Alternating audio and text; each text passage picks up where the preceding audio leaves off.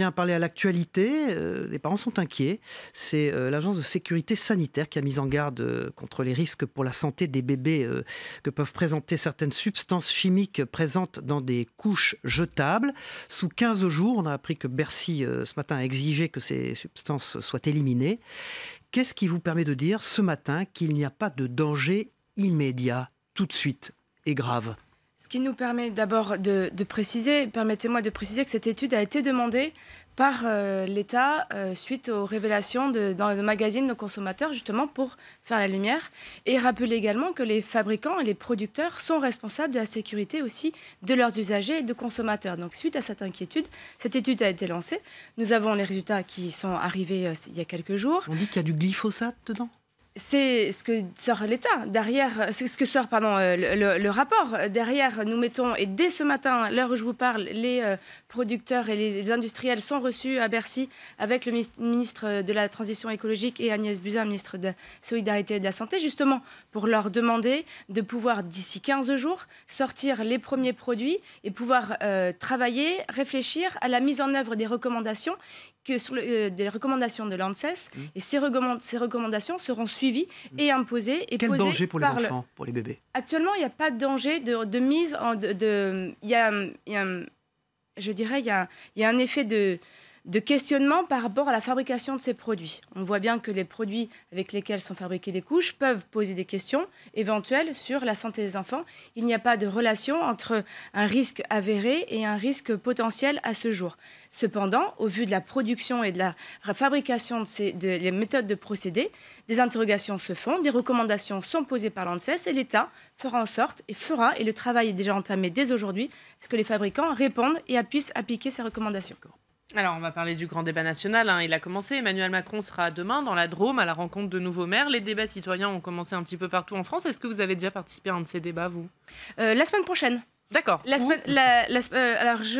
C'est une réunion qui sera portée par une association, une réunion privée, puisqu'elle va accompagner des personnes en demande d'emploi, en insertion professionnelle, justement, à travailler, à réfléchir. Ce sont des réunions qui se font dans des sphères privées.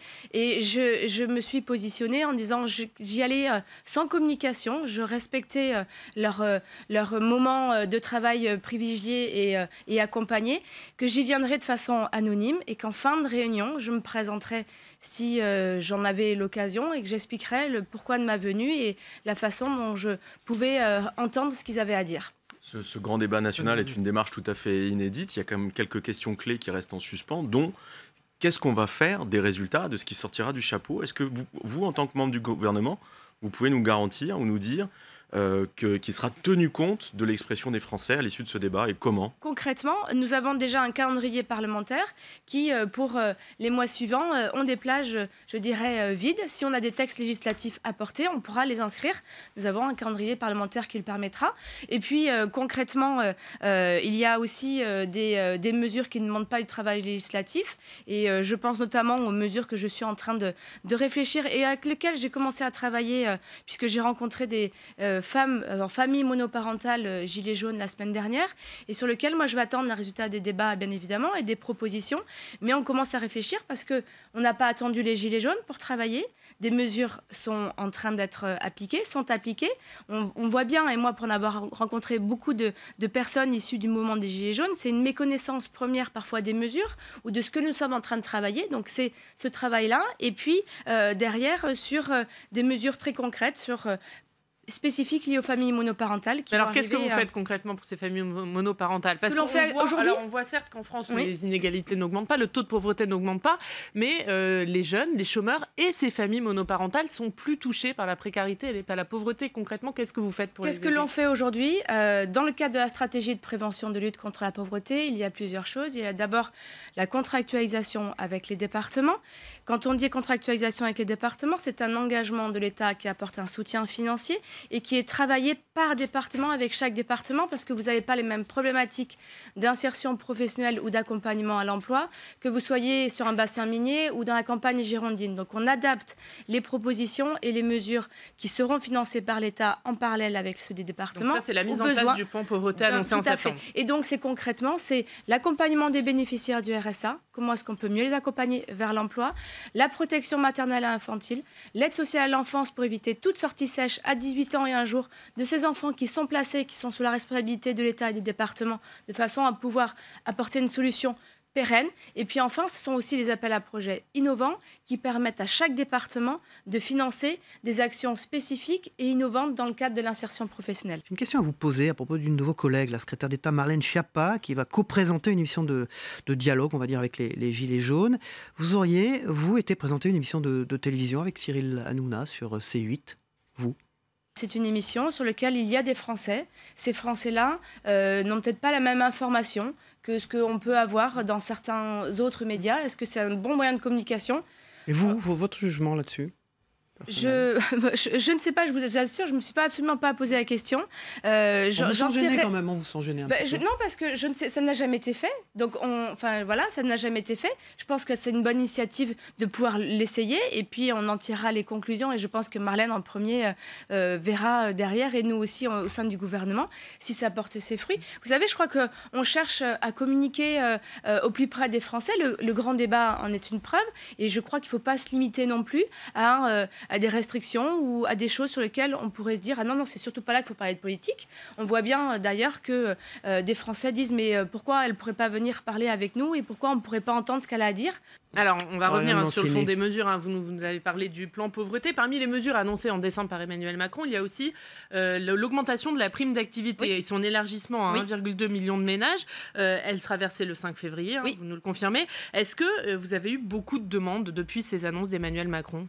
Écoutez, 500 000 demandes traitées à ce jour par la CAF, plus de 6 millions de simulations sur le site de la CAF et de la MSA, 30 000 demandes par jour. Donc oui, c'est une bonne nouvelle. Les Français se saisissent des mesures qui ont été votées. Et je tenais aussi à remercier l'ensemble des agents de la CAF et de la MSA qui sont présents et qui font un travail d'accompagnement et d'explication auprès des Français et des Françaises qui se posent des questions. Est-ce que j'ai droit, est-ce que je n'ai pas droit ? Mais également auprès des sénateurs qui ont vraiment compris la nécessité et la prise en compte de répondre rapidement et de voter rapidement ces mesures d'urgence. Je crois que c'est un sens du respect et de l'ordre républicain. Et je crois que voilà, c'est aussi, permettez-moi de le saluer ici aussi, parce que on a certaines oppositions, notamment au niveau de l'Assemblée, qui n'ont pas, je dirais, pas joué le jeu, excusez-moi le terme, mais qui ont dit que c'était que des miettes. Quand vous prenez une famille monoparentale, une maman seule qui élève son enfant, qui a 1 200 € par mois, allez lui dire que 292 €, c'est des miettes en fin de mois. Je pense qu'ils sont un peu coupés de la réalité et on a besoin justement, et ces personnes-là ont besoin d'être accompagnées dans leur quotidien. Alors, sur cette prime d'activité, se pose la question du non-recours, c'est-à-dire des gens qui ont droit à la prime d'activité, mais qui ne la demandent pas parce qu'ils ne sont pas au courant, parce que c'est peut-être aussi trop compliqué comme démarche.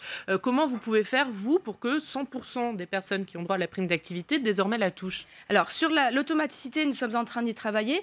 C'est un chantier que je lance aussi en 2019, de longue haleine, mais sur l'automaticité, mais aussi de simplification dans le cadre du futur revenu universel de l'activité. Dossier unique, prestation unique, on le voit bien, nous avons un système français qui est généreux en termes de solidarité, mais trop complexe. Vous savez, j'ai été 20 ans travailleur social. Moi, j'ai vu ce système se complexifier, cette difficulté pour les Françaises et les Français de trouver la bonne porte, de trouver le bon endroit où pouvoir se renseigner. Et quand il faut pousser 10 portes, c'est que généralement, au bout de 2 ou 3, ils s'arrêtent. Le non-recours est important. En gros, entre 30 et 40% de Français qui sont en non-recours. Mais la prime d'activité, ça a été un choix aussi d'abord de justice, parce qu'elle répond aux problématiques et aux besoins des Français en fonction de la situation familiale et de la situation familière, mais aussi parce que c'était une prestation sur laquelle plus de 80% des Français qui pouvaient y prétendre la demandaient. Donc c'était une mesure qui était déjà bien repérée par les Français. Donc c'est pour ça que nous avons fait ce choix, mais nous devons aller plus loin, en effet, sur de l'automatisation. Et derrière, moi, je lance 2 grands chantiers. Donc le revenu universel d'activité, donc un travail de concertation avec les acteurs, avec les personnes qui peuvent en bénéficier aussi, de façon à apporter la simplification et une réponse concrète aux Français et éviter justement le non-recours et l'automatisation.